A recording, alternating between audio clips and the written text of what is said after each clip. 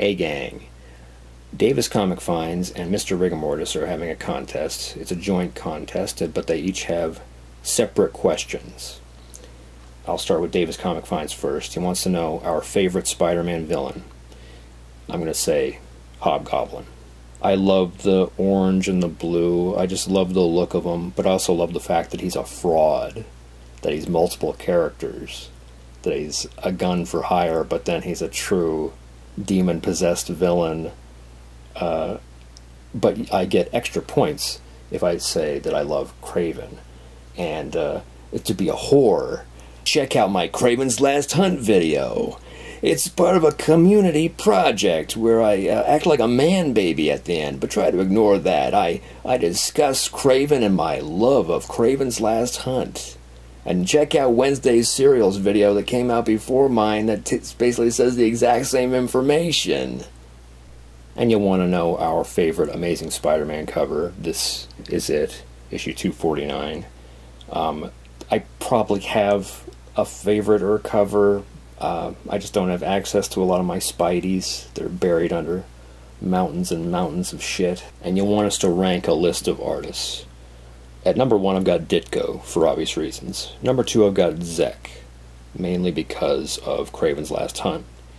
Number 3, I've got Larson. He edges out certain other artists because I love his big-haired, giant-assed Mary Jane. John Romita is number 4.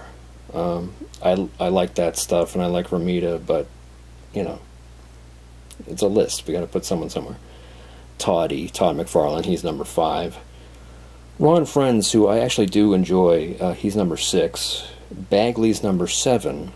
Even when I was a kid, I saw some of the distortions he did. There's like the last panel of maybe 351. Peter's kissing Mary Jane, and her head is like 2 times bigger than his. It's like freaky and amateurish. And then number 8 is John Romita Jr., because he stinks. Not really, because when he's drawing Iron Man, it's like great, but when he's drawing a woman, well, I can't even think about that without vomiting. Mr. Rigamortis has significantly more difficult questions. I know that I can just blow past most of them. It's not going to hurt my chance in the contest, but man, they're tricky. So my favorite soundtrack, my comic book movie soundtrack, is going to be Dick Tracy. I actually do have the soundtrack, I just can't find it, so this NES game will be a placeholder. Now, I'm talking about both the soundtrack and I'm talking about I'm Breathless, which has all the great songs like Vogue and various other songs. You want to know our favorite 90s story arc? I guess I will go with Dangerous Habits, the Hellblazer story in which John Constantine finds out that he has lung cancer, and he goes to various lengths to repair himself. You want us to shake up a character. Well, I'm at somewhat of a disadvantage just because I haven't read any of the Rebirth stuff. I haven't read any of the Marvel Now stuff, so I wouldn't know which character needs a shake-up. It could be, you know, Spider-Gwen for all I know.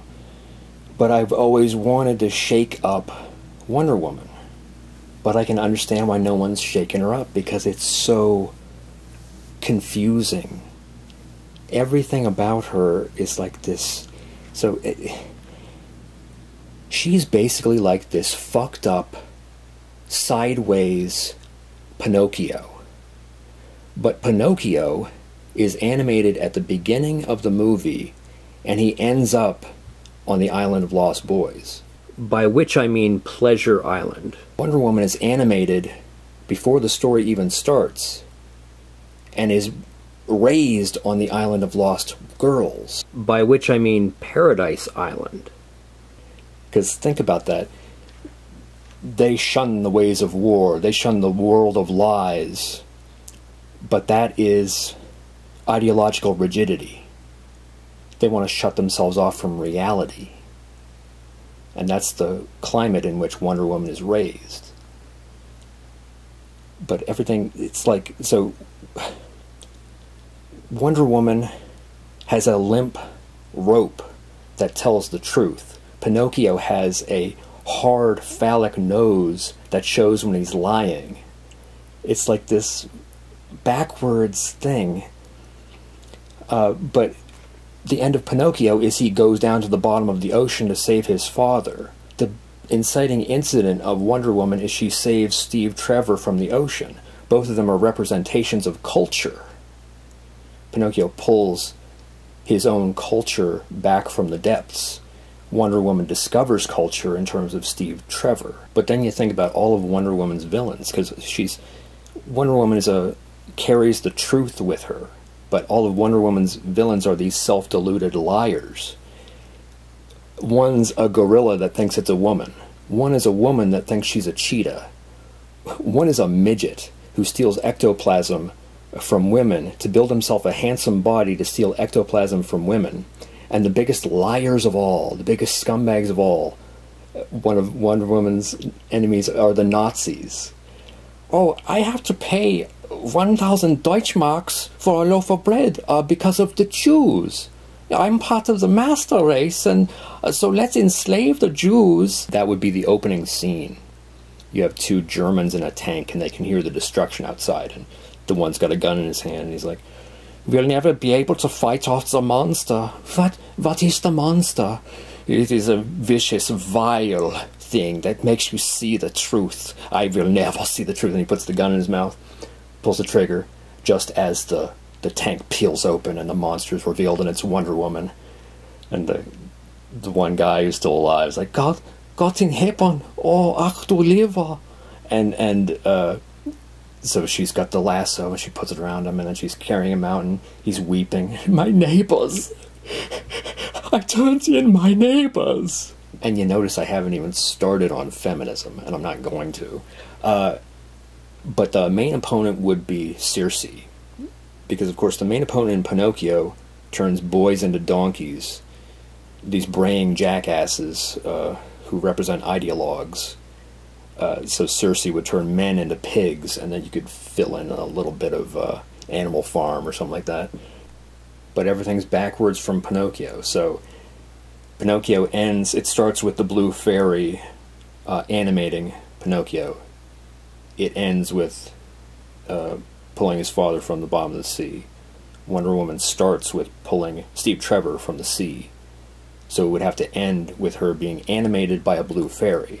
So it would be Superman as the blue fairy, giving her the direction with the Justice League of the rest of her crime-fighting career.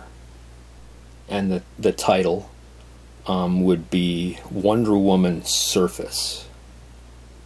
I think that would have the dual meaning of coming up from the depths, but also the surface of the lies. But see, the actual title would be All-Star Wonder Woman. I'd actually have Adam Hughes finally do All-Star Wonder Woman. He was supposed to do, it was supposed to be All-Star Superman, All-Star Batman, and All-Star Wonder Woman. Written and drawn by Adam Hughes. So I'd have him pencil, ink, and color. Now, granted, there aren't many story events there, but as I say, it's very tricky. But I would love to tackle Wonder Woman, just because imagine the personality you would get with an only child on an island full of mothers. I know that other stories have said, "Oh no, we rape sailors and bring in new babies," but it's like, whatever. But just imagine the personality. You'd get this perfect, practically perfect in every way, little person, because the mothers would constantly tell her how perfect she is because she is perfect. You'd get this inquisitive little scamp. You'd get this warrior rogue. You'd get Mary Poppins, Amelie, and Robin Hood. You'd get the most popular character types. The most popular character type is the traveling angel. Wonder Woman should be the most popular DC character. And yet, well, maybe the movie will get it right. Maybe the movie will delve into the character, and into Steve Trevor's character, and into the meaning of Paradise Island. And maybe it'll be one of the greatest summer blockbusters, and it won't just be her posing in slow motion. So thank you to Davis Comic Finds and Mr. Rigamortis Thank you for holding this contest. Congratulations on your subscriber counts.